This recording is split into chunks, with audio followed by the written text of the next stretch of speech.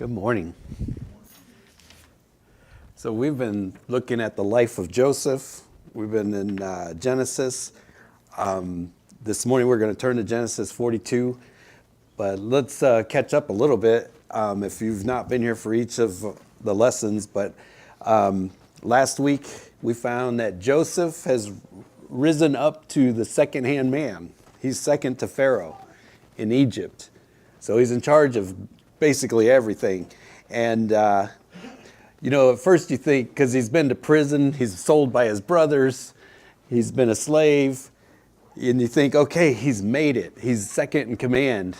But one of the things that we talked about last week is the torment, because he's of Israel, God's people, and he's over here living among pagans. His boss is a pagan. His wife's a pagan. They have many gods. They do all these things that just around him. And we read and compared him with Lot. Lot living among pagans, and it tormented his soul just to see their deeds every day. So even though he has risen up, he's second in command, he's still looking and seeing all these things around him that just aren't right. We also have now gone through the 7 years of plenty, which he had told Pharaoh, hey, there's going to be these 7 years, crops are going to be outstanding, and we need to save a fifth of that. Every time we harvest, there's days coming that are not going to be good. So we're now into that famine. The famine has started. It's not just in Egypt, it's starting to spread out, and we're going to see that even Joseph's family back at home in Canaan are being affected. So famine is big. But Joseph knew it ahead of time because God shared the dreams of Pharaoh with Joseph. So that's where we're at, and we're in Genesis 42:1. I love the story of Joseph. I think all along the way there's little steps of things that stand out to me. And so I'm excited to go through this.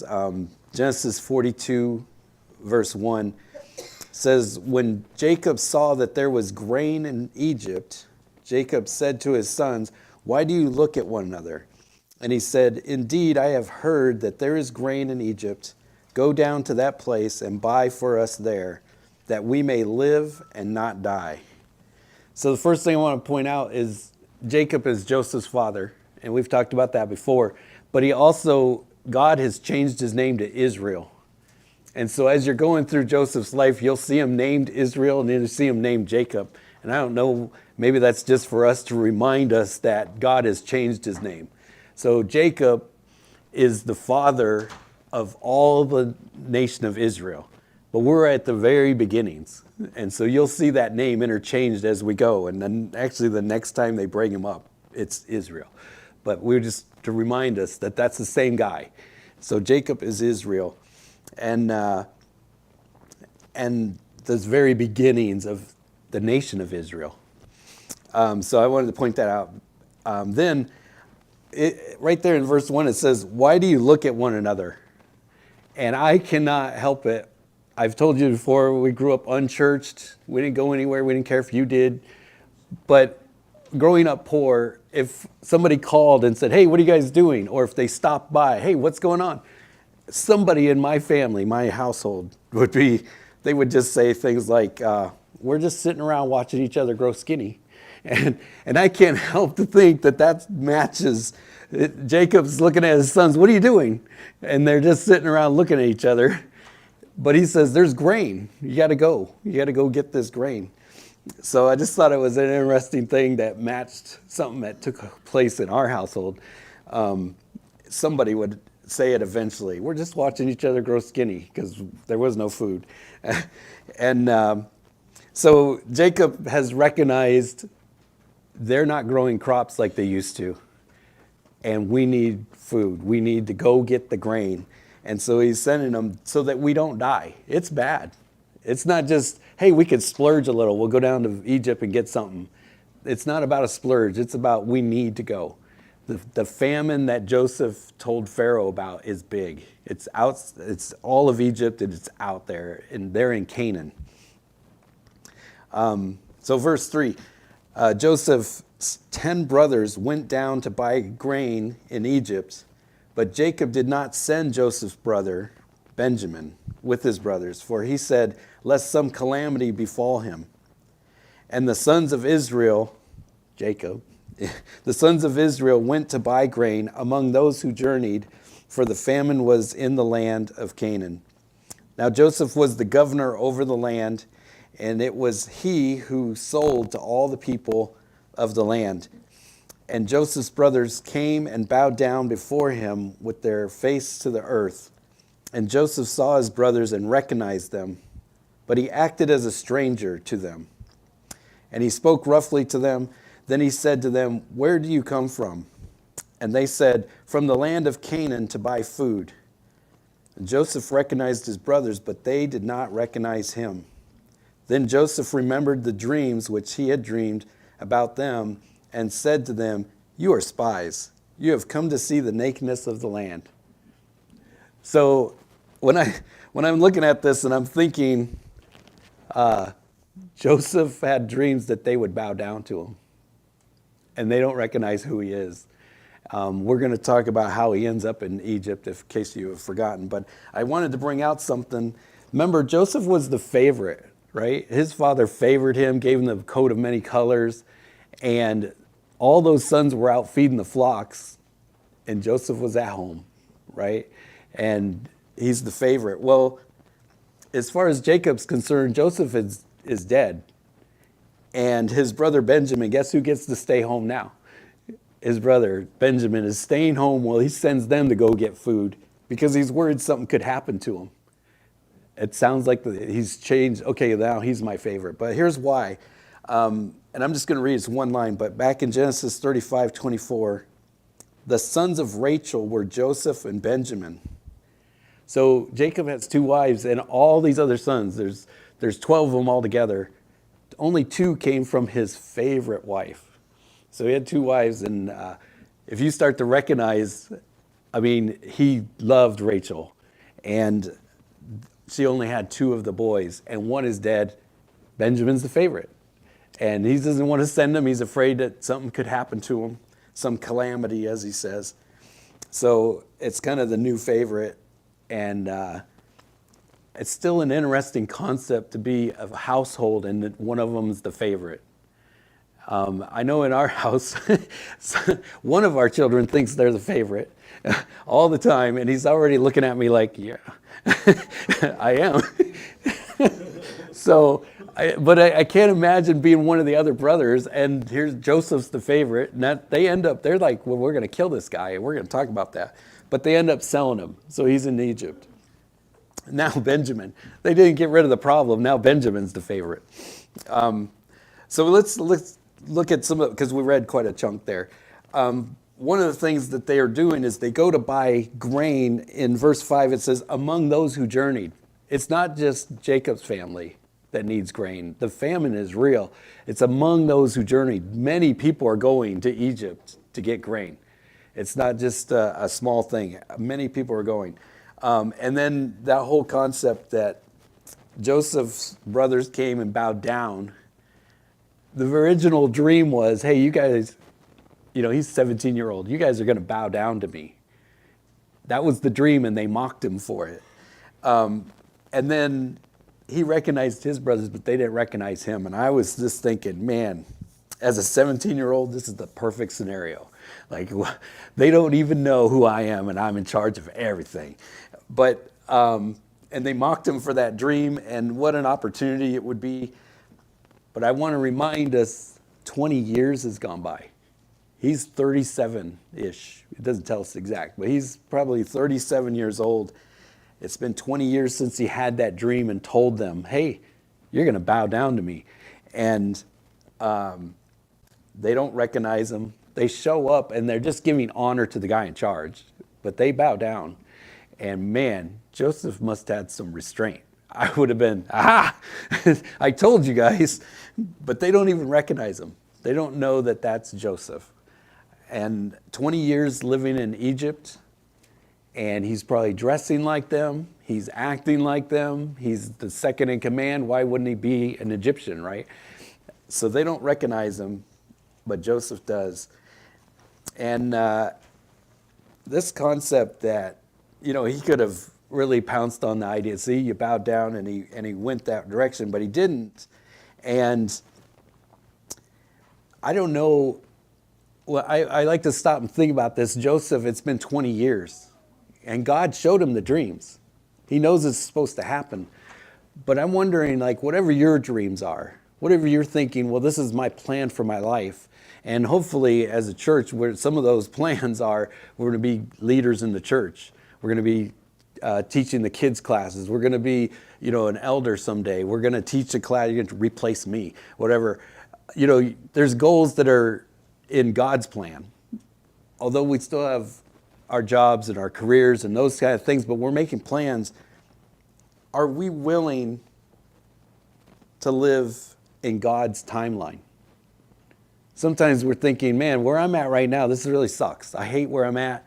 I have plans to go, but it's never fast enough. And we feel like nothing I'm doing is working. We got to remember Joseph had the dream, hey, you guys are going to bow down to me. But then he was sold by his brothers. So he's a slave. And then he was falsely accused and went into prison. And now he's the second guy in Egypt, which is kind of tormenting to, hey, I'm supposed to be of Israel, and you get all these gods and all these customs that you have is tormenting. So he's really not there yet, even though it looks like, man, he's succeeded, second guy in charge.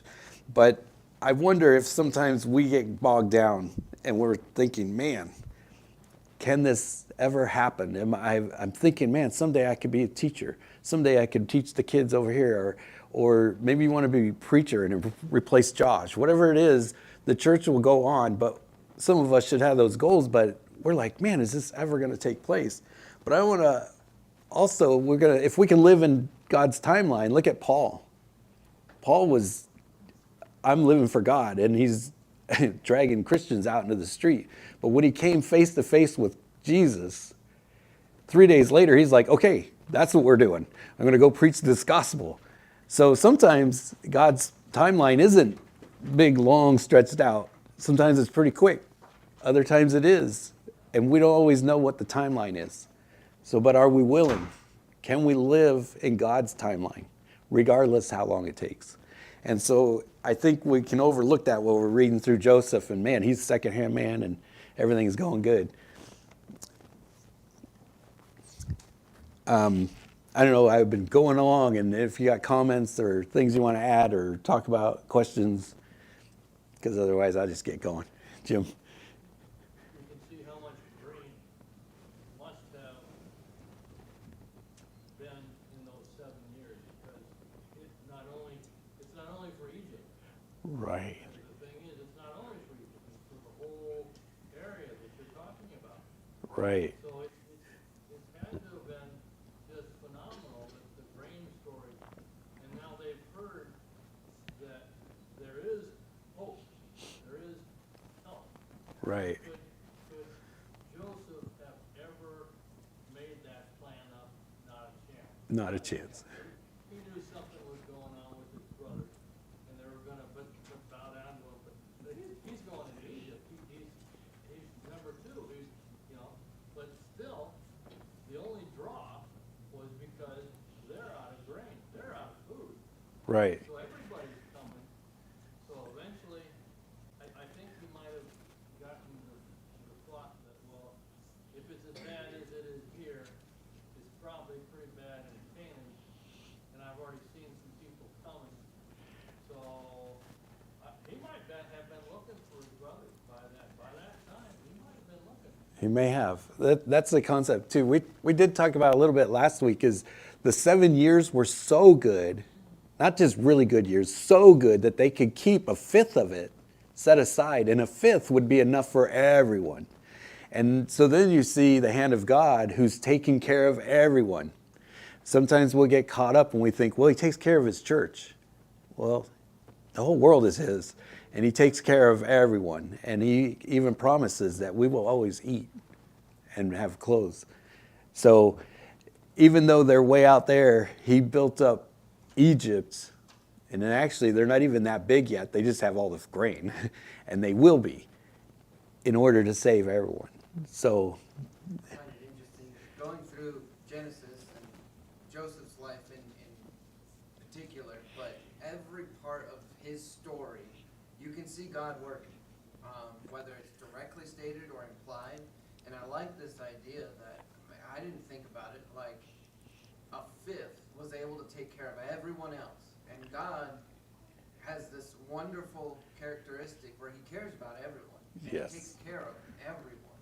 And I think that's another little thing we can look at in his story, where it's like always look for how God is working whenever you're reading any Old Testament story. Because Right. again, it's his story. It's not Joseph's story. right, It is God's story of what he's trying to tell you. And there's little nuggets in there. right. Well, there's enough for everyone. God's taking care of it. God is taking care of everyone. And I don't know, like if you're in Canaan in the years of plenty, there's grain, lots of it. And they're just like, let's eat, drink, and be merry. They didn't save anything. But Joseph was shown in dreams of Pharaoh. Pharaoh's dreams said, hey, you're going to have good years, and then there's going to be really bad years. So Joseph had the heads up, and he told that to Pharaoh. So Pharaoh's like, okay, well, you be in charge of it. And so, yeah, God is taking care of everyone, even though it's right there in Egypt. And it does make you stop and wonder, like, even today, there's many nations.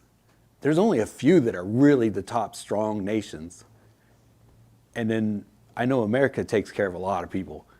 And so we're kind of blessed just to live here. But then we're part of God's family. So there's a whole different set of blessings there. But God takes care of everyone. Genesis 42:10. And they said to him, so he called them spies. You're here, you're just here to spy out the land because of this famine. We're going to be weak, right? That's the idea. You're just here as spies. And so they say to him, verse 10, no, my lord, but your servants have come to buy food. We are all one man's sons. We are honest men. Your servants are not spies. I have to stop there. If we're going to do a little review, we are honest men. And we're going to look at that because Genesis 37, verse 31, we have to just step back and look at what's going on here. And Joseph knows.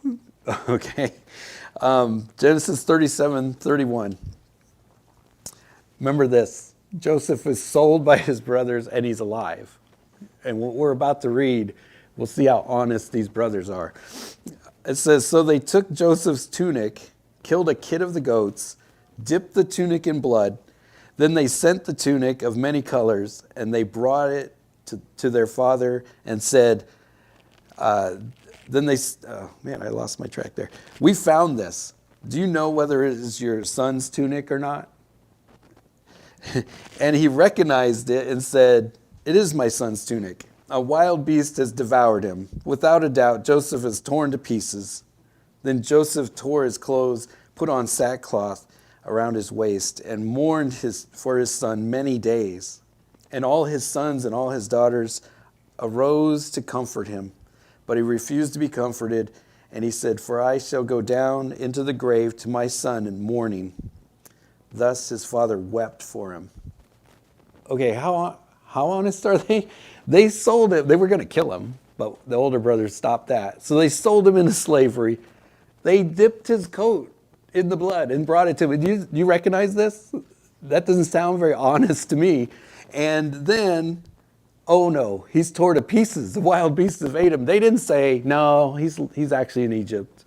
Out of all the brothers, nobody said, no, he's alive. It's okay. Nope. They let him mourn.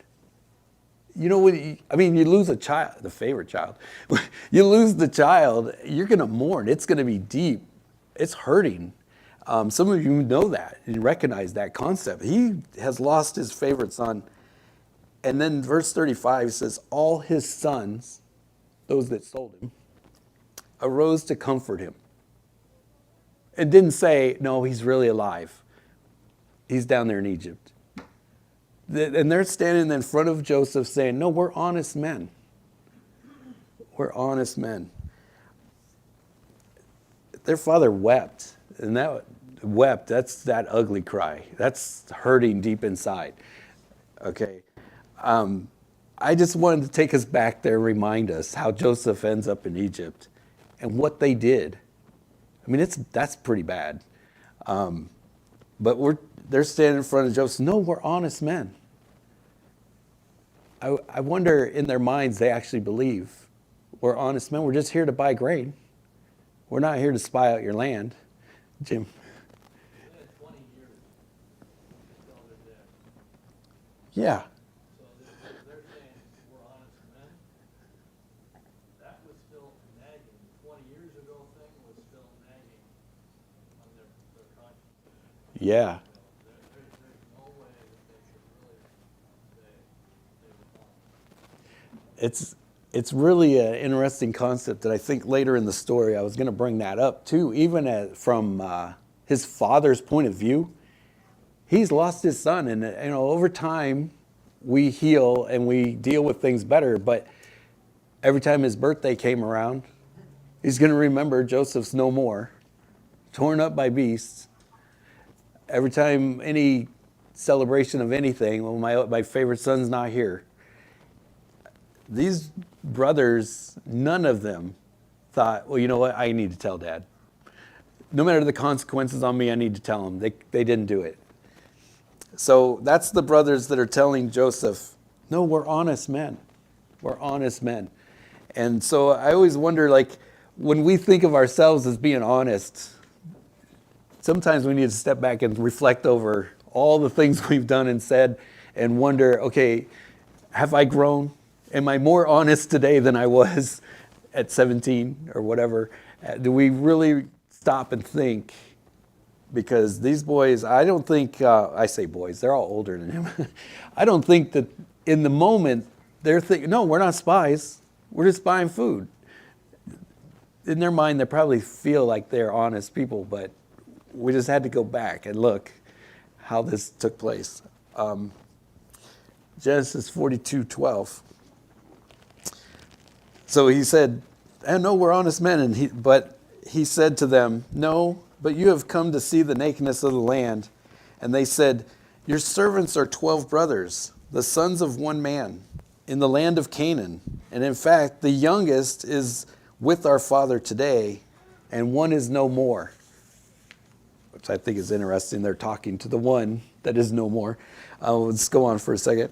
Verse 14, but Joseph said to them, it is as I spoke to you, saying, you are spies. In this manner you shall be tested. By the life of Pharaoh you shall not leave this place unless your youngest brother comes here. Send one of you and let him bring your brother, and you shall be kept in prison, that your words may be tested, to see whether there is any truth in you. Or else, by the life of Pharaoh, surely you are spies. So he put them all together in prison for 3 days. So Joseph's standing on this ground because they don't know who he is. He's the big guy in charge. He knows his brothers, and I thought it was interesting that the brothers, in reality, they're trying to give proof of who we are. We're not just spies. There's 12 of us, and the youngest is back with our father in Canaan. One is no more. They didn't even have to bring that up, that one is no more, but they're just pointing out that, hey, these are facts. We're trying to prove that we're innocent people here. And then again, you stop and look at it from Joseph's point of view. Wait a minute. In his mind, he didn't say this to them, but I could picture in his mind, I was the favorite one, and my father never came to get me. What did you tell my father? Because he didn't know, he wasn't there. They're standing there telling him, no, we're honest. And they're trying to give the proofs, but he's the one that they sold. And I can't imagine if you're the favorite one and your father didn't come to get you. You know, you don't know what happened. You know he would have came if he knew. And the point he's making is we're going to find out if there's any truth in you. He knows their past, but is there any truth? So he locks them all up. 3 days, they're in this house prison. And he's saying, we're going to send one of you to go get the younger one, just for proof that what you say is true. I don't know. It sounds like a bad situation for the brothers. Because remember, Dad said, Benjamin can't go in case something bad happens. They're in prison discussing that exactly. Dad's not going to let Benjamin come back. We're in trouble. And they're only going to send one. Genesis 42:18. Then Joseph said to them the third day, do this and live, for I fear God. If you are honest men, let one of your brothers be confined to the prison house. But you go and carry grain for the famine of your houses, and bring your youngest brother to me. So your words will be verified, and you shall not die. And they did so. All right, just from verses 18 through 20, tell me something about this situation.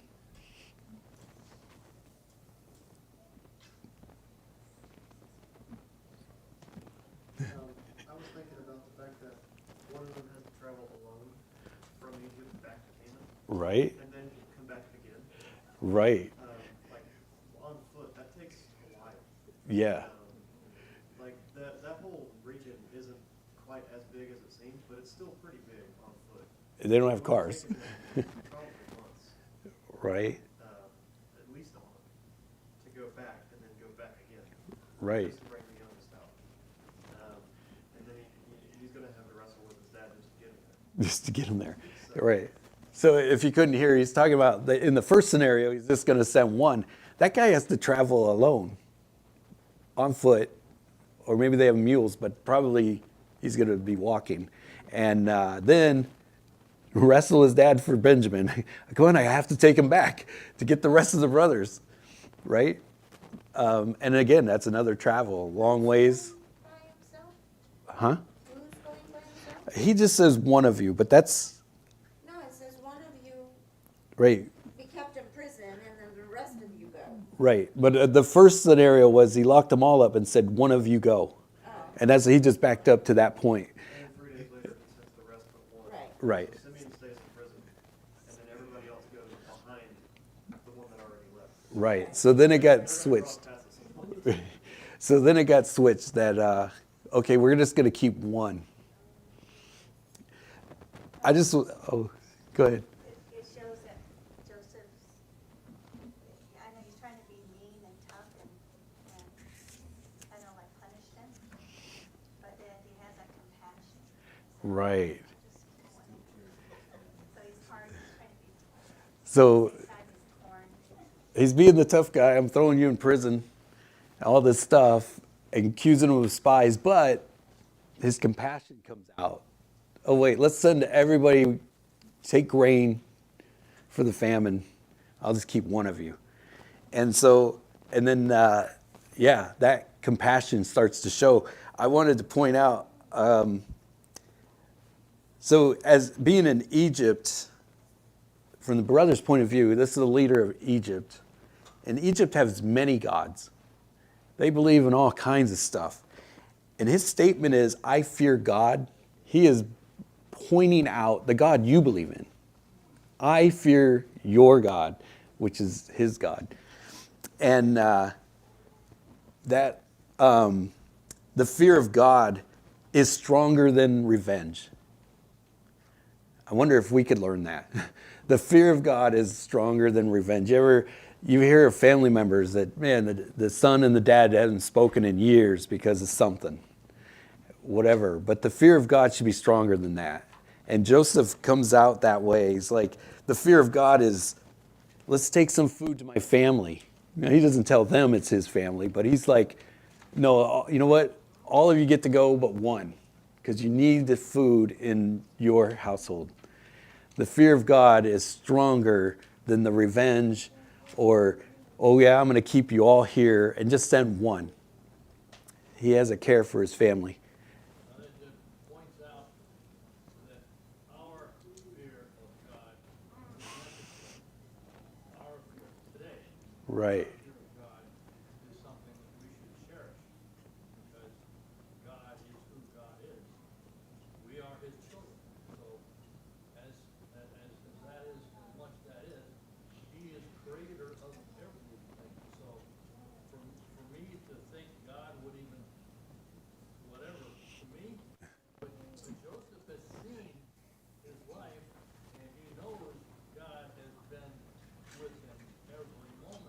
Right. It's like, I've got to fear God, I've got to humble myself, because he's doing this, he showed me this dream, it's being fulfilled, you know, and it's, I fear God. Right. It goes to his glory, not mine, not Joseph's, his glory. Right. And to that point, they think about it for us, if we have a proper fear of God, and he's our Father in heaven, he takes care of us, we should have that forefront whenever we're making decisions on how we treat people. No matter what they've done to us, no matter how they treated us, said things about us, stole things from us, whatever it is, wait, God is more important. God takes care of everybody. I fear God. And if you can have that in the forefront, it'll really change how you treat and talk and say things about other people. And so Joseph shows that. In his first response was, I'm going to lock you all up, send one. Then he says, no, we'll keep one, and all of you go. You need to get the grain to my family. Now, from the brothers' point of view, the ones that get to go, these fools already sold Joseph. They could easily just say, you know what? He only kept one of us. We just don't come back here and leave him in prison. You don't know, really, what is their heart. It's been 20 years. I thought that was an interesting thing. Joseph knows God has a plan. Joseph knows God's going to take care of things. And he trusts, he still kept one. But they could have easily disowned that one. They already disowned Joseph. But they went. They took him. I feel like I'm skipped over something here. Okay, back to Genesis 42:21. So he told him, go get your brother so that you to verify and you shall not die.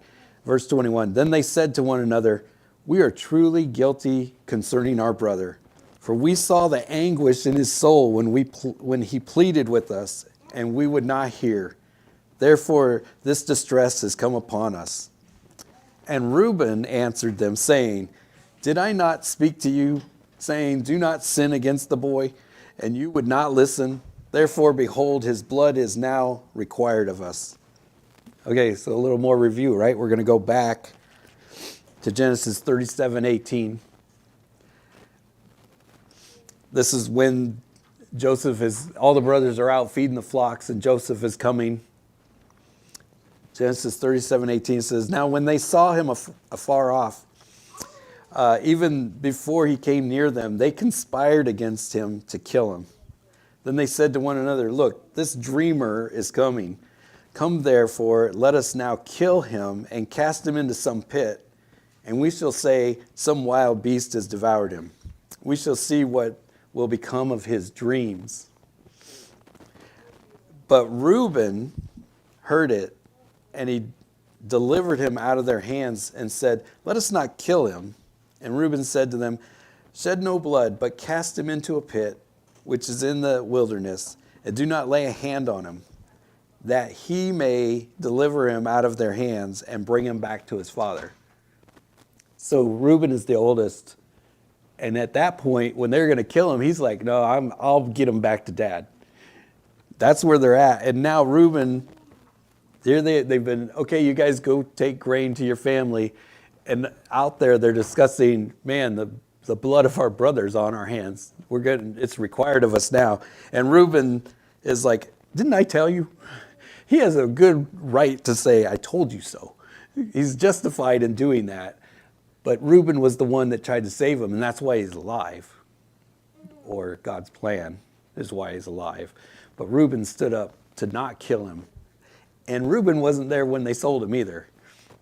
So it's an interesting concept that they still don't know that Joseph is the brother that they sold. But they're feeling the requirement of what they did to their brother. And they said, didn't we see the anguish in his soul? When they're getting ready to kill him, and then they're going to sell him into slavery. And they saw the torment and the anguish that he had, but they still did it. They still did it. And Reuben was, I told you. Didn't I tell you guys not to do this? questions, comments on that concept? Wow, we're going to go run out of time. Okay. Back to Genesis 42:23. But they did not know that Joseph understood them, for he spoke to them through an interpreter. And he turned himself away from them and wept. Then he returned to them again and talked to them. And he took Simeon from them and bound him before their eyes. So that's the one. Simeon's got to stay, and they're all going to go. This is Joseph 20 years ago. He told them they would bow down to him. Listen, it's not necessarily in our time. Whatever we think should be going on, whatever we're looking forward to, it's in that time frame. This isn't the time for bragging rights. Joseph could have easily said, see, you bowed down. I'm your brother. I mean, he could have just spilled it right there. But God's plan isn't fulfilled yet. And he's following God. And even though it would have been so good, this is the perfect opportunity. Remember, I told you my dream, you're going to bow down to me, and you just did it. It would have been great for a moment. But God's plan is more important than that. And it's not the time to do that. God's plan is way more important. And we're going to see that as we read further into this story and see the bigger plan. It's not really all about Joseph. It's about Israel. It's about God's people, which the Messiah comes through. So as we read further in the coming weeks, we're going to see that bigger picture of that plan. And we should never get to this point where we think, oh, right now, this is my opportunity. It's God's plan. And can we live in that timeline? Let's pray. Heavenly Father, we praise you. We thank you. Thank you for this body that you've provided, that we can come together and to encourage each other. We thank you for your word, that we can read it and understand it. We're so thankful for the bigger plan, bigger than us. Help us to rely on you. Help us to share your word with others. We praise you and we thank you.